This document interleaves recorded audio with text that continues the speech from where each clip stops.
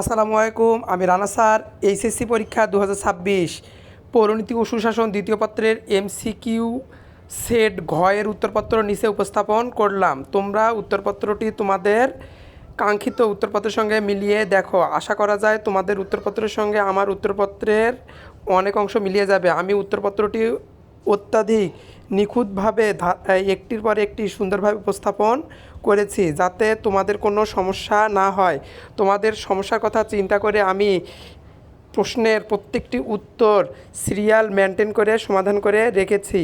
তোমরা সকলে আমার উত্তরপত্রটির সঙ্গে তোমরা পরীক্ষায় যে সকল এমসিকিউ দিয়েছ তার উত্তরটি এখানে মিলিয়ে নাও। দেখবে আমার উত্তরপত্রের সঙ্গে তোমাদের উত্তরপত্রের অনেকাংশ মিলে গেছে।